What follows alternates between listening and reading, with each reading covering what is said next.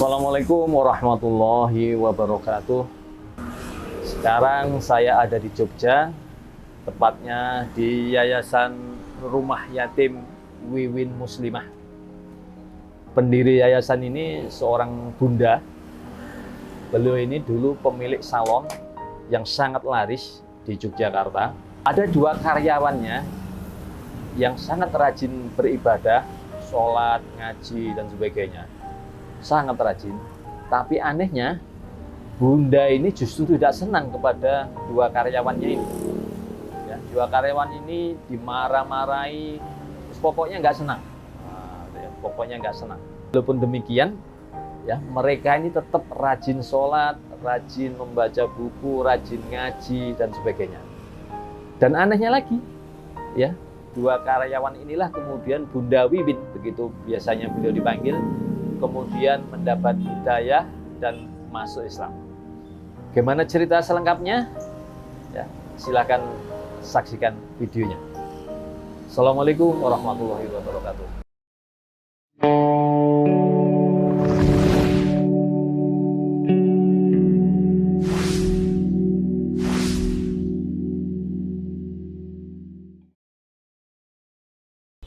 Bismillahirrahmanirrahim. Assalamualaikum warahmatullahi wabarakatuh. Kenalkan dulu, nama Bunda aslinya Francisca Wiwin Bonati. Yang Francisca itu nama baptis dulu. Dulu cukup aktif di gereja karena suami juga pengurus gereja dan pengurus gereja. Persisnya? Ketua lingkungan Ignatius. Alhamdulillah. Tahun 2005 mendapatkan hidayah, tapi sebelumnya sudah belajar dulu tentang Islam karena alhamdulillah 2 tahun terakhir sebelum masuk Islam itu ada 2 karyawan salon Bunda dulu pemilik salon kecantikan Ladies and Gent dan perias pengantin yang sangat terkenal di sekecamatan Umbularjo. Dulu di Jalan Gelagasari di samping kecamatan Umbularjo. Dari situ, dari 2 anak itu yang setiap dibilangi suratnya nanti, karena kita salonnya rame, 1 hari bisa 50 klien, tapi 2 anak itu selalu aja sholat gitu, setiap adzan ya sholat. Nah, karena dari situ dimarah-marahi, nggak pernah marah, selalu diem, dimarahin tuh.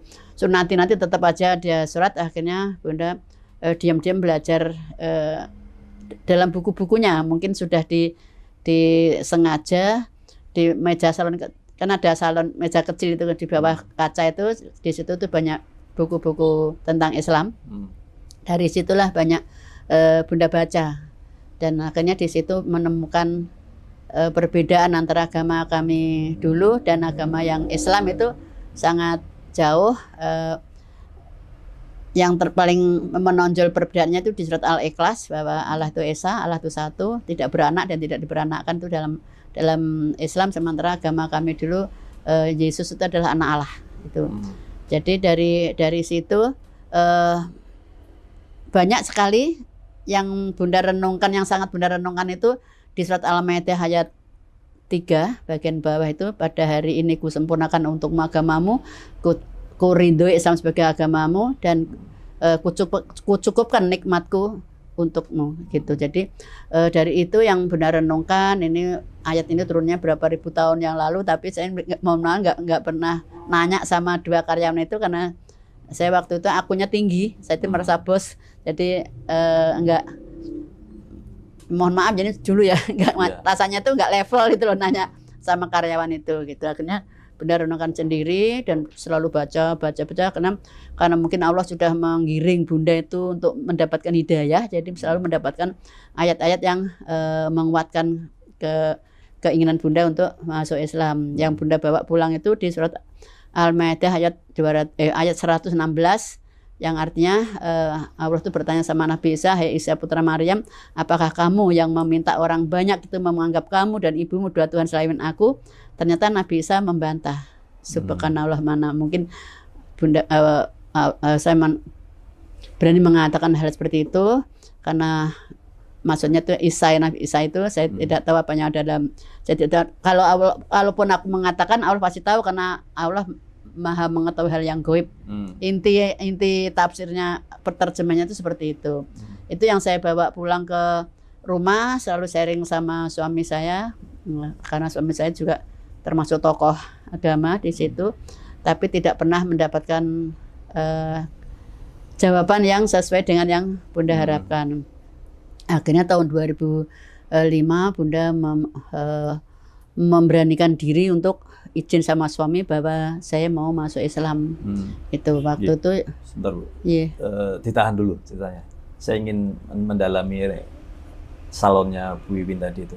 Iya. Sehari 50. Iya. Itu termasuk ramai atau ramai sekali atau biasa saja?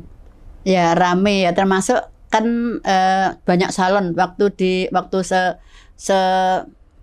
tahun-tahun 2000 kan dari tahun 1987 saya buka di Jalan Gelagasari itu ada 14 salon. Di satu jalan Gelagasari sampai Pandian sampai ujung terminal itu ada 14 salon. Persaingannya ketat. Iya. Persaingannya ketat.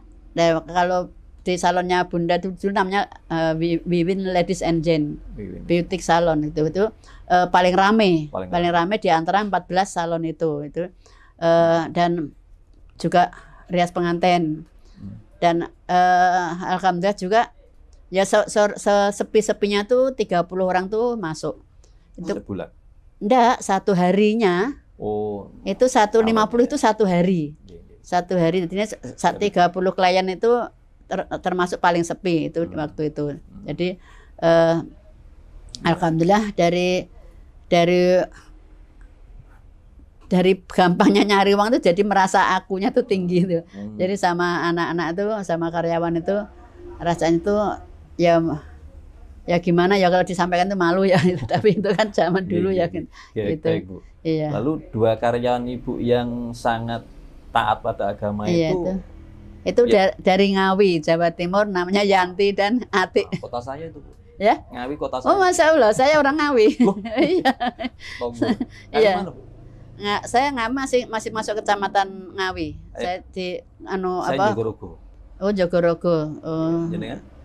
Kecamatan kelurahan Karangasri. Mau masuk pertigaan Cepu itu di situ. Ini insya Allah sebentar lagi akan mendirikan pondok di sana di Ngawi. Jadi karyawan 2 tadi dari Ngawi. Iya. Yang bawa Ibu sendiri. Iya. Mereka itu taat memang sejak awal atau? Ya tidak tahu karena saya sejak tahun 79 itu kan saya udah merantau, udah keluar dari Ngawi itu sejak tahun 1979. Jadi tidak tahu kecilnya anak-anak itu jadi jadi mereka sholatnya tekun, iya, sholat iya, baca buku, ikut pengajian. Iya, enggak pengajian enggak karena kerja, enggak keluar ikut pengajian tuh enggak. Oh, enggak mungkin di luar setelah pulang kerja. Enggak, kan tinggalnya di salon. Oh. Iya, tinggalnya di salon jadi enggak kemana-mana. Ya. Itu marahnya seperti apa, Bu? Bu Wiwin kepada 2 karyawan itu? Ayo,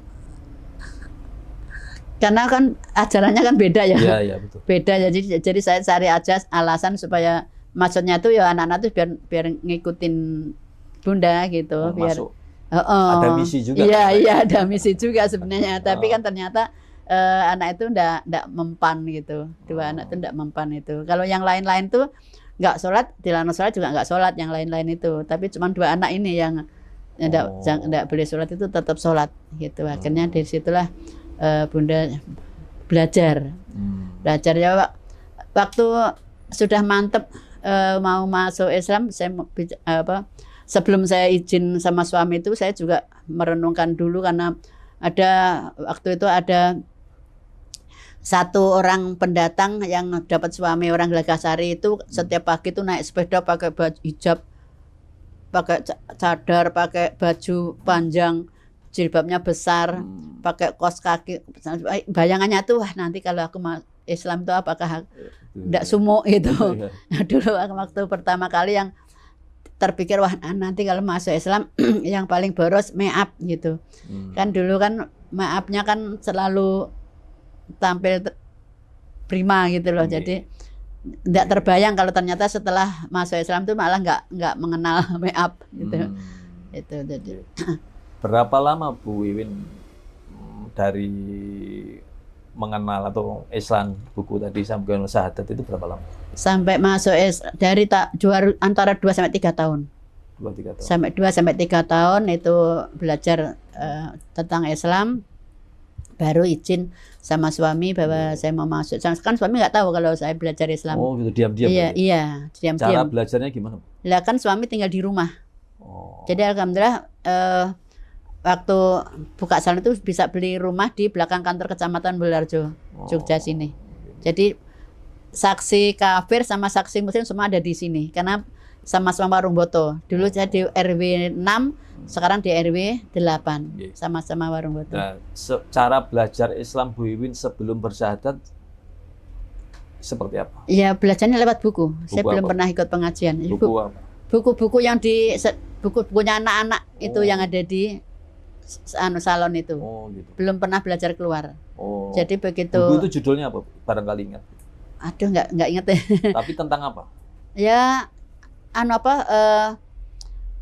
ada cerita kayak apa kayak model tafsir, model hadis kayak gitu ya. Jadi ada Arabnya, tapi kan waktu itu enggak terpikir Arabnya, yang baca tak bacanya kan judulnya sama artinya gitu loh. Terus di situ kan juga ada Al-Qur'an juga itu Terus tapi saya waktu itu belum buka Al-Qur'an belum, tapi buku-buku itu selalu ada ayat-ayat dari Al-Qur'an itu. Ibu marah nggak? Mereka menaruh buku di meja itu, Ibu marah nggak? Nggak marah karena pelanggan saya kan ada yang orang Islam, ada campur gitu. Jadi bagian dari servis ya? Iya. Jadi yang servis malah itu karyawannya. Jadi di buku di situ tuh kan kadang juga dibaca pelanggan itu. Jadi enggak cuma Bunda aja yang baca gitu. Jadi ya ikut baca gitu aja. Gitu. Dari buku itu yang paling berkesan apa, Bu? Itu di tadi ya? Di Al-Maidah ayat 3 itu pada hari ini ku sempurnakan untukmu agamamu, ku cukupkan nikmatku untukmu dan ku ridho Islam sebagai agamamu. Itu saya renungkan ini pada hari ini yang terpikir pada hari ini tuh kapannya berapa ribu tahun yang lalu itu yang selalu Bunda renungkan itu. Cuman nggak mau nanya aja gitu. Jadi dari situ tuh kan masih sama di Al-Maidah itu Bunda tuh sudah banyak lupa juga karena udah lama ya itu belajarnya. Jadi mendapatkan juga di waktu buku apa gitu juga ada surat Al-Maidah ayat 116 itu tadi. Ketemu lagi. Iya, ketemu lagi. Jadi kan seakan-akan itu koyo ada yang nuntun gitu. Cuman kan kita nggak ngeh gitu. Tadi sudah mulai bertanya-tanya ya. Iya, bertanya-tanyanya pada diri sendiri gitu. Nggak berani nanya sama nggak mau. Agama yang benar gitu ya. Iya, itu. Terus akhirnya setelah di Al-Maidah ayat 116 itu sudah jelas bahwa Nabi Isa kan memang dalam agama kami Yesus itu Isa. Di situ kan jelas Nabi Isa itu membantah. Bukan Nabi Isa yang meminta orang banyak itu menganggap Tuhan. Nabi Isa dan Bunda Maria itu dua Tuhan selain Allah. Kan di situ udah jelas. Nanti boleh dicek itu 116 itu. Jadi dari situlah saya bawa pulang, saya sering sharing, tapi tidak pernah mendapatkan. Itu sharingnya gimana, Bu? Ya nanya ini bagaimana gitu. Kok tapi kan suami saya kan tetap pada keyakinannya gitu. Ya banyak sekali penjelasannya, tapi saya udah nggak bisa nerima gitu. Itu terus akhirnya saya mantep mau masuk Islam. Terus saya tanya teman saya itu yang orang Kristen malahan. Bagaimana cara masuk Islam? Kita tanya sama orang Kristen. Lu ndak usah mau apa masuk Islam, pindah nggon kuwe ya padha wae, aku Katolik, kamu Kristen sama aja gitu. Terus akhirnya kamu yakin mau masuk Islam? Iya, yakin. Terus ditelepon ke temannya itu namanya Pak Yusron itu. Mungkin Pak Yusron sewaktu saat melihat saya belum pernah ketemu lagi sampai sekarang Pak Yusron tuh. Pak Yusron tuh katanya pengacara, datang ke sini menanyakan, mewawancarai Bunda tuh banyak sekali itu tentang kemantapan Bunda untuk masuk Islam. Tapi saya bilang ya saya mantap masuk Islam. Terus dia telepon sama Ustadz mualaf dari Hindu, namanya lupa aku. Mualaf dari Hindu. Iya itu untuk kesini nanya-nanya lagi, banyak lagi, mantap. Terus janjian Selasa nanti ketemu di Mutadin. Mutadin itu rumahnya Pak Nardi Sahuri, Pamela 1, yang atasnya Hasuna, bawah bimbingan haji, atas itu bimbingan di situ ya. Iya, pembinaan mualaf di situ. Saya bersatu di situ tanggal 6 September tahun 2005. Ya, waktu menyatakan mau bersahadat itu apakah Bu Iwin sudah membayangkan resikonya? Iya. Sudah. Iya. Apa yang Ibu bayangkan resikonya? Ya jelas saya tidak mungkin bawa apa-apa. Itu karena suami saya kan waktu itu kan marah mau bakar rumah, mau bakar mobil, dan semuanya mau dibakar. Saya bilang gini, waktu itu kan waktu kemarahan meledak itu Bunda keluar waktu mau keluar itu suami saya tuh mau megang saya tuh, saya bilang mohon maaf, saya ini spontan, ini bukan udah, mohon maaf saya sudah bukan istrimu, itu saya spontan itu saya bilang seperti itu. Tapi ini saya sampai sekarang pun saya tuh nggak berpikir kenapa kok saya dulu waktu gitu ya? Iya, tapi itu demi Allah enggak dipersiapkan untuk menjawab seperti itu. Nanti 3 hari lagi saya ke sini gitu, dengan harapan 3 hari lagi itu kan saya juga mendinginkan suasana, nanti sama-sama calling down, sama-sama bisa bicara baik-baik. 3 hari lagi saya datang ke rumah. Saya bilang daripada dibakar, saya waktu itu kan jawab saya, monggo terserah, itu urusanmu sama polisi bukan sama aku. Tapi gitu kalau mau bakar rumah itu. Ingat kamu seorang guru, nggak punya keterampilan lain selain kamu ngajar. Kalau kamu masuk penjara nggak ada guru mantan narapidana, nggak ada. Saya waktu itu gitu. Terus saya keluar, nanti 3 hari lagi saya ke sini gitu. Terus saya datang, terus 3 hari kemudian saya bilang baik-baik, silakan rumah ditempati, silakan mobil dipakai. Bunda mau ngambil, saya waktu itu belum Bunda gitu.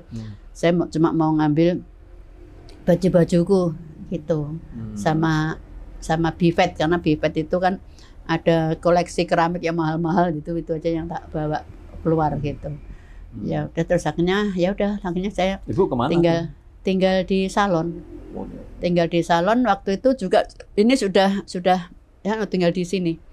Tinggal di ini. Dulu kan salonnya ini. Iya, dulu kan Gelagasari ini kontrak, di Gelagasari itu kontrak rumah untuk salon, terus pindah di sini tuh udah rumah sendiri di sini. Jadi waktu itu belum jadi. Tapi saya utang bank waktu itu. Biaya pembantu itu utang bank. Baik, Bu. Anak-anak gimana, Bu? Anak saya 1 ya, qadarullah belum seiman. Sampai sekarang. Sudah nikah, sudah punya anak 2 udah. Sampai sekarang. Iya. Tapi rumah tadi nggak jadi dibakar ya? Mobil enggak, dibakar. sudah dijual rumahnya sama Tapi jadi dibakar tuh. Enggak. Mobil ya dibawa pulang ke Magelang, enggak tahu, saya juga enggak pernah ngurus lagi.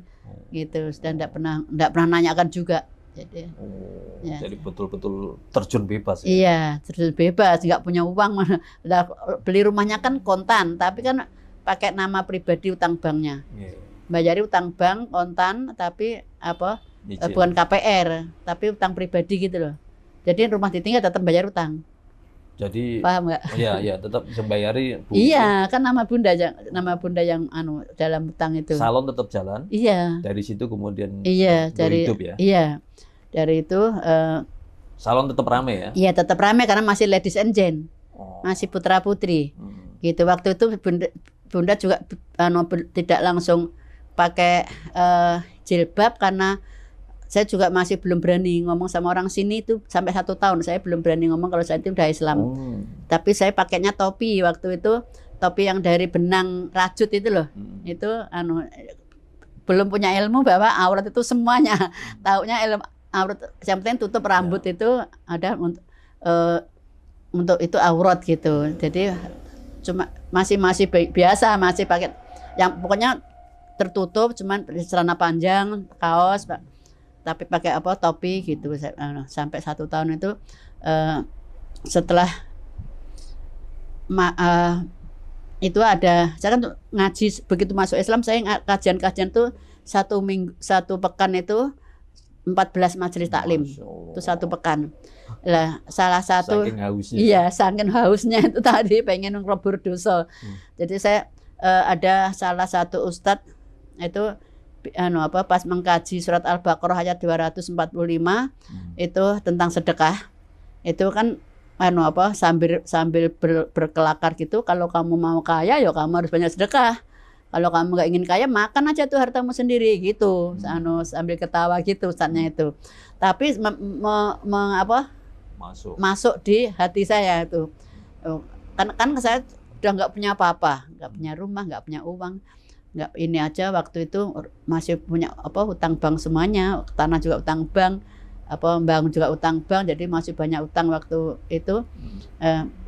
Saya datangin itu ustadznya setelah selesai itu bagaimana caranya, kan di surat Al-Baqarah 245 di barang siapa yang meminjamkan hartanya di jalan Allah dengan pinjaman yang baik, Allah akan melipat gandakan pembayarannya. Jadi kalau kita sedekah itu tidak hilang uangnya tapi malah banyak gitu.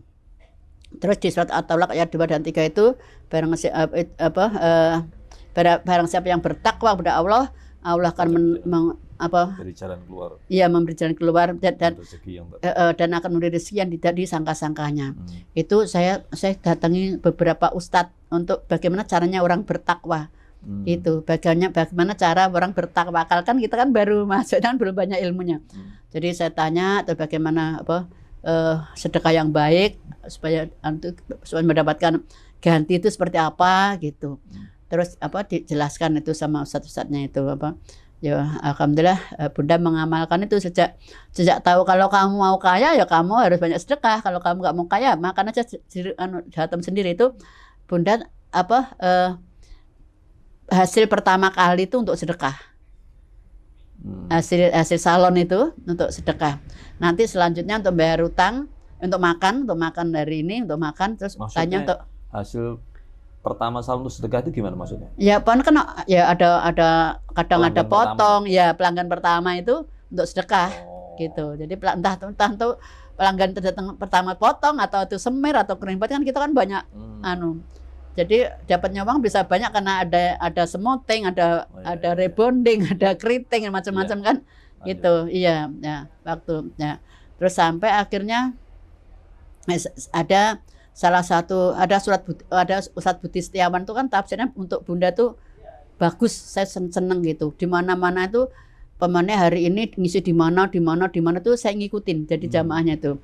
Terus waktu ketika saya SMS, pas ada orang yang minta nomor di parkiran tuh, ada orang minta nomor kontaknya Pak Ustadznya itu, Bunda langsung ikut nge-save, nyimpen. Terus saya tanya saya SMS, belum ada WA.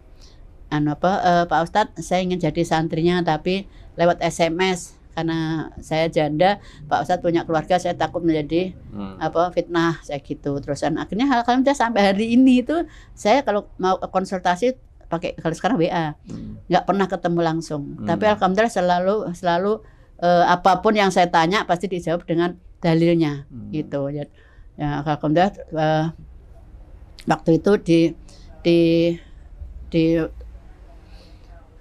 di sini Darul Sunnah tuh saya bikin kajian sendiri. Jadi saya ngasih snack sendiri 150 jamaah itu saya sediakan snack itu sampai alhamdulillah sampai 7 tahun istiqomah tuh setiap hari Selasa itu. Ya, tapi sekarang sudah diambil alih sama masjid. Jadi udah 3 tahun sebelum pandemi ini sudah diambil alih sama masjid. Jadi saya udah enggak itu tahun 2000 kan waktu ngaji juga tentang sholat tentang tobat nasuha, karena saya kan walaupun Allah itu menjanjikan bahwa kalau saya masuk Islam saya bersyahadat siapapun dosanya dihapus. Tapi Bunda itu tidak mau menganggap itu enteng, tidak mau menganggap bahwa dosaku itu hilang gitu. Saya tuh beranggapan masih dosaku itu masih banyak, jadi untuk menyemangati Bunda tuh belajar gitu. Jadi terus kata Pak Ustadznya kalau mau Abdul taubatnya ya di tanah suci, umroh atau haji gitu. Jadi saya pulang langsung saya belum kenal riba. Saya langsung utang bank, saya pakai haji. Iya, daftar haji. Tahun 2008 itu utang bank daftar haji, tahun 2010 berangkat. Itu tahun 2010. Nah, Bu, sebelum bercerita tentang haji itu ya. Iya. Sejak masuk Islam, Ibu sudah pernah ketemu lagi dengan 2 karyawan tadi nggak? Sering. Sering. Iya, kan waktu masuk Islam kan dia masih kerja di sini. Oh. Jadi saya masuk Islam itu malah saya pinjem mukenanya mereka itu. Saya belum punya mukena waktu itu. Saya waktu aku pinjem mukenamu ya aku mau masuk Islam tuh mereka tuh langsung meluk Bunda tuh langsung nangis. Sudah 7 tahun Bu saya mendoakan Ibu supaya dapat hidayah. Masya Allah, ternyata ini doanya anak 2 itu membuat Bunda itu dapat hidayah itu. Sekarang gimana Bu? Sekarang yang satu dapat suami di Nderesan Jogja sini, udah punya anak 3, yang satu di Ngawi, kembali ke Ngawi, itu anak Ngawi semua itu. Ngawi. Ya. Ada nomor kontak? Ada. Boleh minta nanti? Oh, boleh, iya. Nanti iya. Lanjut cerita haji. Iya, iya. Jadi kan itu Bunda saya berangkat haji itu sudah punya anak asuh 40, tapi non mukim. Jadi waktu tahun 2005 masuk Islam, kan 2006 gempa bumi itu. Lah dari gempa bumi itu Bunda keliling dakwah sama teman-teman mualaf itu di Mutadin itu selama 1 tahun. 1 tahun teman-teman berhenti dakwah karena logistik dari Jakarta Mutadin pusat stop. Ya, Bunda udah terlanjur cinta keliling. Karena selama ngaji itu ayat-ayat Allah itu terbukti dalam gempa itu. Harta dan anak adalah ujian bagimu itu itu terbukti semuanya di gempa itu. Dari situlah dari gempa itu Bunda itu semakin sujud sama Allah, semakin takut, semakin yakin bahwa Islam itu tidak ada yang salah. Itu jadi pas Bunda berangkat haji tahun 2010 itu saya meninggal anak-anak asuh banyak. Jadi dulu itu sering jadi anak-anak non mukim itu Bunda biayani semua sekolahnya. Biaya sekolah semua Bunda yang bayari. Terus sampai nanti kalau ada uang lebih kita keliling dikasih anak-anak itu. Gitu. Jadi kebutuhan. Dari mana Bu biayanya? Ya dari salon. Iya. Semakin ramai. Iya, alhamdulillah semakin ramai. Saya pulang haji itu masih ladies and gent ini. Lah, pas saya pulang haji itu saya karena waktu haji itu saya waktu di Tawaf itu kan pembimbing saya waktu itu, kalau pembimbing langsung waktu itu Pak Nardi Sahuri, tapi yang membimbing di luar pembimbing inti itu mengantar Bunda Tawaf itu pas di Hajar ini Bu, ini pintu Hajar Aswad, silahkan Ibu berdoa, nanti apa-apa semuanya dikabulkan sama Allah. Apa gitu. doa, Bu? Ya Allah, saya ingin menjadi mualaf yang bisa menjadi contoh sama mualaf yang lain. Saya ingin punya pondok pesantren, saya ingin punya panti asuhan, saya ingin punya anak yatim 100, sambil nangis gitu. Ya alhamdulillah satu demi satu dikabulkan sama Allah. Ada panti asuhan, ada pondok hafiz Quran. Baik. Satu persatu doanya dikabulkan. Iya, alhamdulillah. Lalu gimana nih ceritanya kemudian menjadi yayasan rumah yatim? Iya, karena kan sebelum haji itu kan kita sudah punya anak asuh itu banyak. Jadi sudah punya anak asuh itu 70. Kalau ada kegiatan-kegiatan itu sudah diundang tapi belum ada yayasan. Jadi jadi Bunda membayari sekolahnya di sekolah-sekolahnya itu. Jadi non mukim tidak di rumah. Sampai akhirnya pulang haji itu Bunda membawa pulang anak 11 waktu itu. Anak 11 masih kecil-kecil. Yang ini tuh sejak umur 3,5 tahun. Sampai sekarang 15 tahun umurnya sekarang, masih di Pondok Gunung Kidul yang sekarang itu. Jadi dia masih pakai biaya salon. Jadi belum kenal sodako, belum kenal donatur, belum berpikir cari dana keluar, itu belum terpikir, belum ada yang. Begitu Bunda pulang bawa anak-anak itu kan rumahnya kecil, ini cuma rumah ini aja, atas itu kecil, jadi kita dipakai tuh tempat tidur susun 4 untuk anak 11 itu. Apa yang ingin Ibu capai dari semuanya ini? Iya, jadi ini dia, saya awali dulu ya. Dulu waktu tahun 2000 setelah pulang haji itu, setelah Bunda minta sama Allah, saya pengen punya panti asuhan, pengen punya pondok, saya pengen punya anak yatim 100 gitu. Jadi pulang haji tahun 2010 akhir Desember itu, awal Januari 2011 itu Bunda bawa pulang anak-anak 4 yatim piatu, 7 yatim. Itu di sini semuanya itu saya kehidupan biaya hidup itu semuanya pakai dari biaya salon ya. Dari situ kenapa ada menjadi rumah yatim bin muslimah, kan setelah itu ustadznya kan menyarankan untuk ganti muslimah.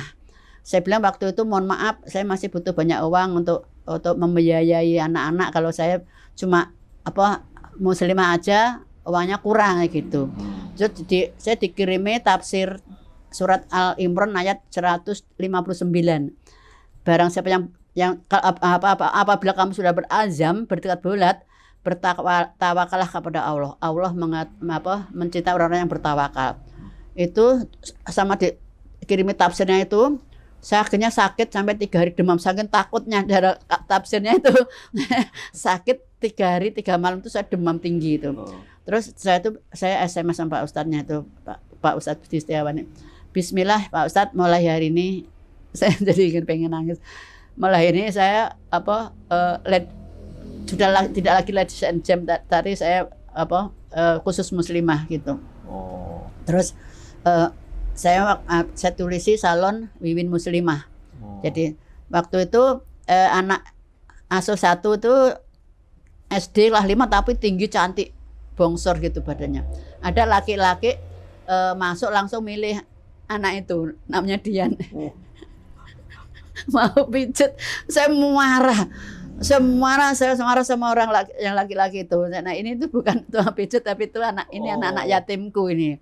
Lah dari kemarin itulah spontan itu saya tulisi rumah anak yatim gitu.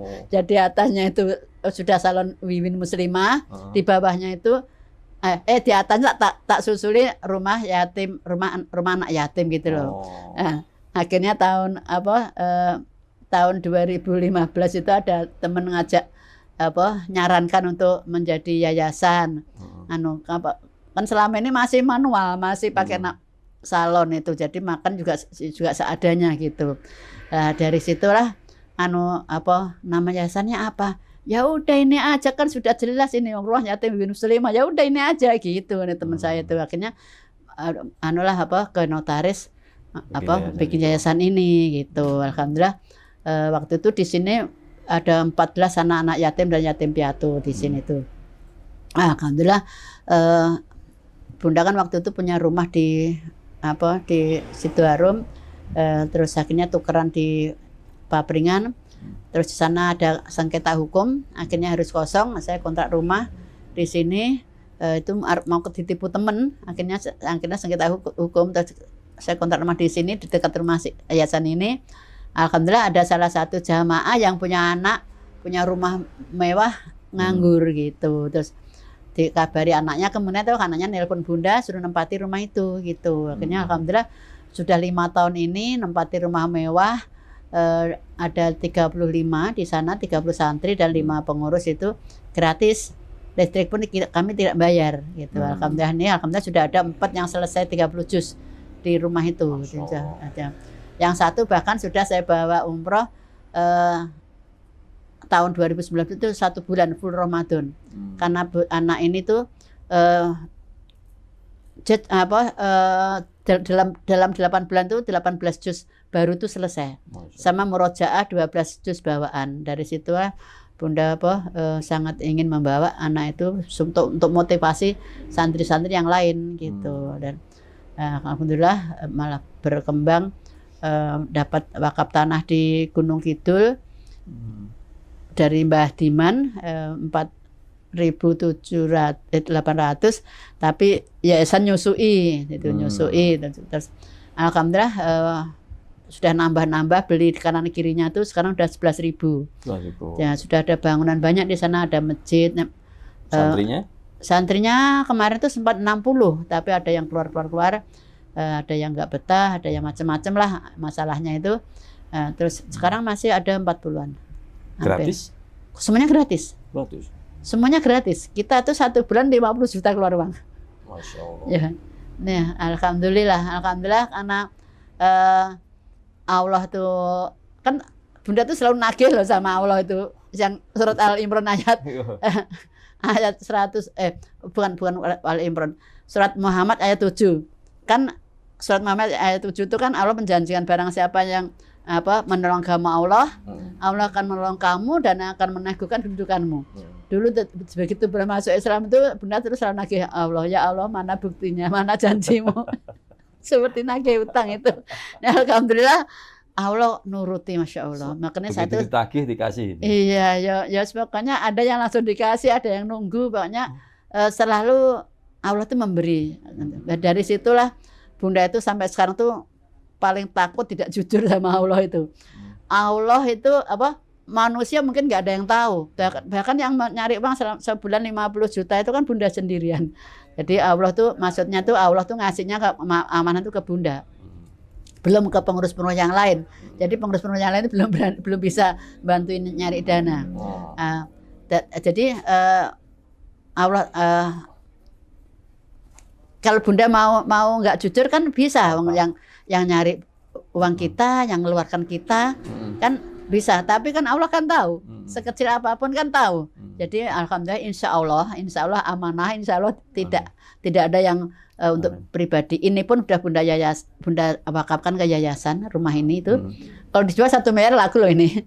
Tapi ini mau saya bawa pulang ke akhirat. Jadi yang ini baru proses juga di Papringan yang rumah yang sengketa hukum tadi itu udah ditawar 700, mau saya minta 800 nanti untuk membangun pondok tahfiz Quran di Timoho untuk mengawali modal gitu. Nanti sambil terus minta Allah untuk dicukupkan untuk pembangunannya.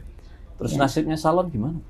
Ya salon alhamdulillah sudah tamat karena waktu itu kan anaknya kan kecil-kecil. Saya punya anak 12 itu kecil-kecil semuanya di sini tuh.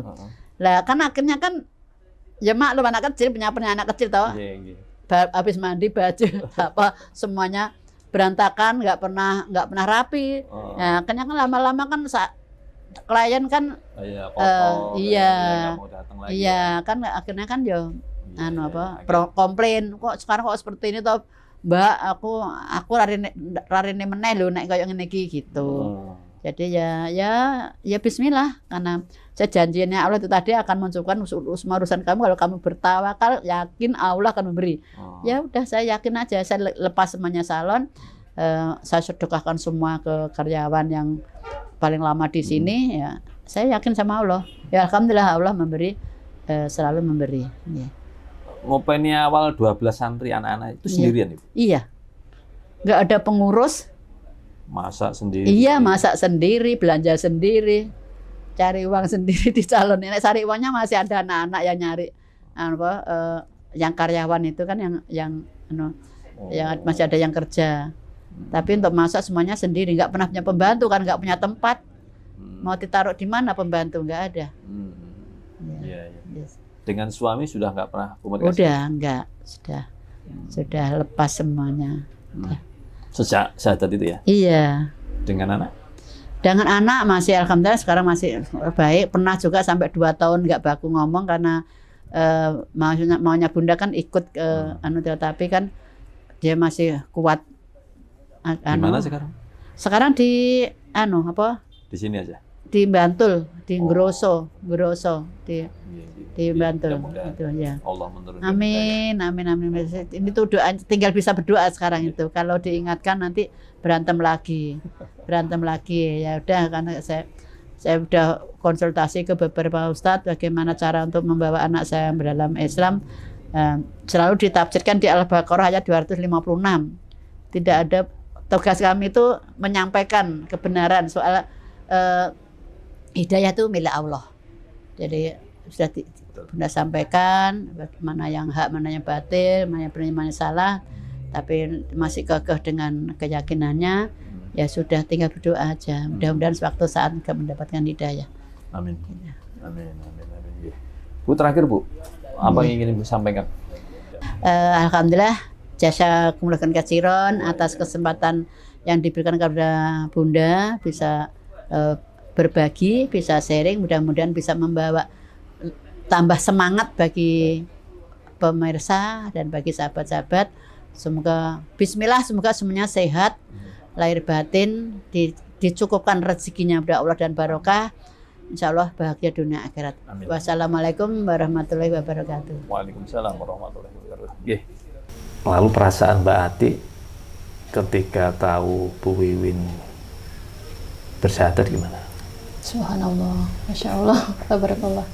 Sangat senang sekali. Kadang saya lepas, ibaratnya ya, saya nggak sadar itu sebenarnya, saya nggak pengen mengucapkan itu.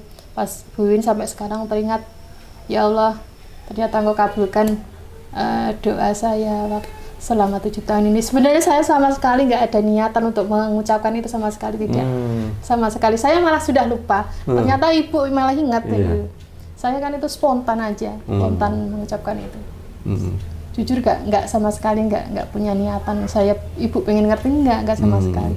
Cuma spontanitas saya pas waktu karena saking senangnya, kaget juga kan. Ternyata ya Allah, Engkau kabulkan itu secara spontan. Saya juga nggak ngira kalau ternyata hal itu Ibu masih teringat-ingat sampai sekarang, dan ternyata sampai itu selalu disebut-sebut itu, saya nggak ngerti sebenarnya. Saya juga kaget sendiri. Dulunya beliau berpakaiannya juga, kalau ya dulu gimana dulu penampilannya? Penampilannya ya seksi.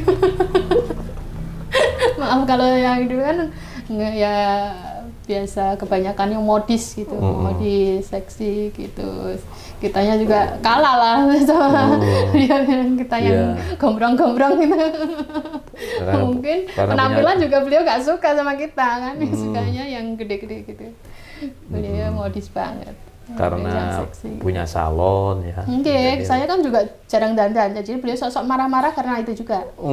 Iya, orang salon tuh harusnya dandan gini-gini, tapi saya kan dandannya juga yang minim.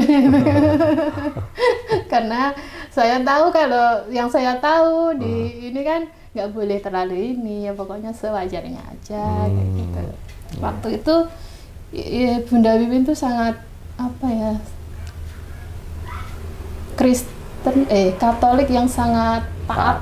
Ya, beliau tuh sangat aktif dalam itu apa, kegiatan-kegiatan keagamaan rohani di gereja, di lingkungan. Mungkin juga pernah mengkristenkan orang, mungkin juga pernah, soalnya pengaruhnya juga banyak. Banyak orang yang senang sama beliau. Pokoknya hebat lah. Saya melihatnya tuh, ya Allah gitu, orangnya aktif banget di bidangnya. Tapi saya dalam hati saya sejak pertama kali ketemu beliau, sejak melihat keaktifan beliau itu rasanya sangat sayang gitu ya. Dulu soalnya seorang muslim gitu. Terus saya pengennya, ya Allah suatu saat nanti mudah-mudahan ada hidayah buat beliau untuk kembali ke muslimah secara kafah, dan beliau bisa aktif, jadi malah sebaliknya jadi seorang pendakwah yang bisa mungkin mengislamkan orang-orang yang belum memeluk Islam. Gitu. Itu lama sekali ya, tapi kan perjalanannya juga panjang dan butuh proses dan waktu. Itu cuma sekedar dalam hati dulu itu, ya Allah gitu, tiap hari itu. Mudah-mudahan kalau lihat itu rasanya ya Allah selalu berdoa begitu, tiap sholat, tiap apa itu. Pengen banget melihat beliau itu seperti kita, sama-sama gitu. Kalau satu kerjaan beda itu kan memang rasanya juga sebenarnya beda. Cuma kita juga harus menghormati beliau, kan bos kita kan gitu juga. Nah, waktu itu emang benar kalau kita sholat itu kan emang lama. Tapi sesuai prinsip, kalau saya prinsipnya selama tidak mengganggu pekerjaan pokoknya waktunya sholat saya harus sholat. Waktunya ngaji juga harus digunakan untuk ngaji kayak gitu. Meskipun beliau sempat juga bilang katanya terlalu fanatik atau apa gitu, saya bismillah enggak lah. Mungkin karena beliau belum paham aja gitu. Jadinya nggak apa-apa, dibilangnya apa-apa terserah. Saya juga tetap melakukan apa yang seharusnya saya lakukan. Sholat segala macam. Kalau sudah selesai pokoknya juga kerja lagi dan ngaji. Terus saya tuh punya ini sama teman saya yang satunya itu juga gitu. Kita kan suka baca-baca buku Islami, ngumpul-ngumpulin kayak gitu. Emang sengaja kadang-kadang saya taruhnya itu yang emang di tempat yang gampang untuk dilihat. Siapa tahu beliau nanti tertarik dengan semua ini gitu. Siapa tahu ada ketertarikan apa itu dibaca atau gimana gitu. Pernah kepikiran kayak gitu. Ya. Terus pas waktu itu saya lupa tanggalnya itu. Pokoknya kayaknya tahun 2005 itu. Beliau kok pas waktu pindah di salon baru itu mulai ada ketertarikan. Terus mulai pas ada mungkin rumah tangganya itu terus akhirnya pisah. Nah itu mulai tertarik dengan agama Islam, mulai tanya-tanya pada saya gitu. Sebelum cerita tentang bersahadatnya Bu Wiwin, saya ingin kembali tentang reaksi Bu Wiwin ketika melihat Mbak Ani itu sholat sebagainya. Itu benar bahwa dia marah, nggak suka gitu ya? Iya, ada ketidaksukaan. Ketidaksukaannya itu diwujudkan dalam bentuk apa?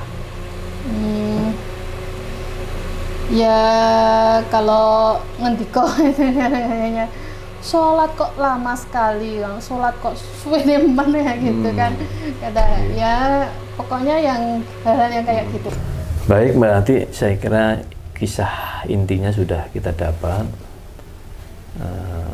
Mudah-mudahan bermanfaat, terutama bagi saya, dan mudah-mudahan juga bermanfaat bagi semuanya gitu ya. Akhirul kalam.